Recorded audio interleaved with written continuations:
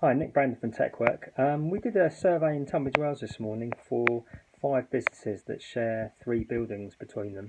They're all having difficulty with their internet connectivity, and it's a problem with the local BT infrastructure that means their internet connections aren't very reliable.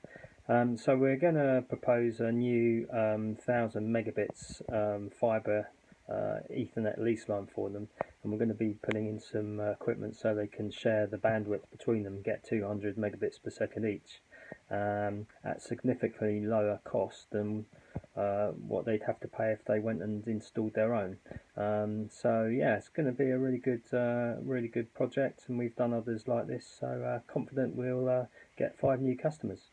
Anyway, if anyone needs any more internet connection advice, please do give us a call 01892 578 666, or help me at techwork.co.uk is the email address. Have a great day.